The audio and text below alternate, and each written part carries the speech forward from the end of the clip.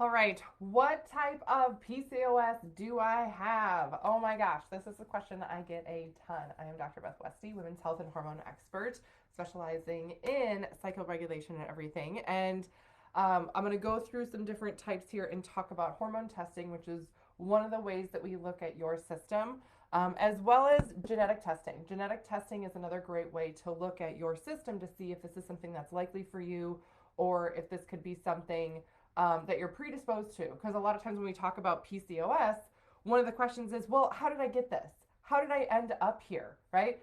That's like a whole separate video. So if you have questions on that or want me to talk about that whole piece, like what sets off our hormones, leave me a comment down below with your specific question. I do check the comments. I do go in and respond to them. If you're not watching this live, if you're watching a replay of this, I want to make sure I help answer any questions that you guys have. So make sure you're putting them in the comments there. If you want to talk about where this stuff comes from, yes. But, as I look at this, I'm just setting this up over here on my computer. I tried to do a poll and now I want to activate it. How do I do that? It's not doing it. Oh, yes. There we go. Activate. There. Okay. There it is. So hopefully you guys can see that poll and vote on what type of PCOS that you would have. Yes. So here we go. We're going to jump right in. PCOS stands for polycystic ovarian syndrome. And oftentimes complete diagnosis of this, official diagnosis is done actually through an ultrasound, actually seeing cysts on your ovaries. Now, this can also be big cysts or a chain of small cysts. It doesn't matter the size. It doesn't matter how many. Do you have cysts on your ovaries that are abnormal? PCOS, baby. Yes. So that's what we're looking at here. So there's typically 4 types of PCOS that we're going to be looking at here. Now, type A, the first type, this is the majority, right? This is anywhere from 44 to 65%. Why is it such a big percentage range? I know, right? It's such a big percentage range because how people get tested and what people look at is different, right? The reporting of it or how it's tested is not consistent. Sometimes people don't get these certain tests done till after they've had PCOS for a while, so they're not quite sure, that type of a thing. I had a 3-centimeter cyst in my right ovary removed. Ooh, yes. And then another cyst on the left. Yeah. So that's the other thing too, is that you ovulate every other side every other month. So like January would be the right, February would be the left, March would be the right, April would be the left. That's typically how it's supposed to go. So you can have cysts on both sides. You can also have them happen both sides in the same month. What a party! Ugh. I know. Who planned this, right? Come on. And if you're wondering what your hormone levels are and how we test for this, I'm going to put a link here in the comments for the female hormone solution, waitlist, because this is where we do Dutch testing. This is where we do Dutch testing and look at, okay, I'm not sure I don't want to do live shopping. Okay, I'll make sure I link in the comments a link to get on the wait list, because this is where you can get your hormones tested, dried urine test, to see what your levels are at, to see what your actual, androgen levels are. This doesn't just do testosterone, it does testosterone and all of your other androgens here, as well as estrogen levels and progesterones, how they are all broken down. Very extensive test. That's why we do it. So again, get on the wait list there in the comments. But 4 types of PCOS. The first one, majority of it, you will have cysts, or typically will see cysts present with this one. It's an increase in estrogen, an increase in testosterone, and you can either skip ovulation. Ovulation can be late or all over the place, right? That's the main one. Sherry, get the test done. Yeah, Sherry! Sherry knows what I'm talking about. The second type, which is 8 to 33% of gals that have PCOS will have this. Again, pretty wide range. there. No cysts. This means that you can go in, have all the symptoms of PCOS, have all this stuff happen, and you go in and get an ultrasound and they're like, nope, we don't see anything. Ugh. And you can feel really frustrated and feel like, well, do I not have PCOS then? Oh no, you can still have PCOS. Lucky you, lucky you. This would mean that your body just doesn't have a cyst that month. This can change. Your hormones shift and change. Yeah. So that's why doing other tests, that's why looking at your other hormone levels is super, super, super valuable here, right? And having an increase in estrogen, increase in testosterone, and your ovulation be, again, absent or all over the place, that type of a thing. Yes.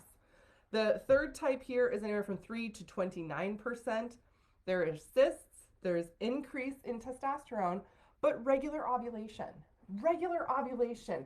So estrogen and progesterone levels are pretty good, right? And you might be thinking, well, great, but I still have all this cysts.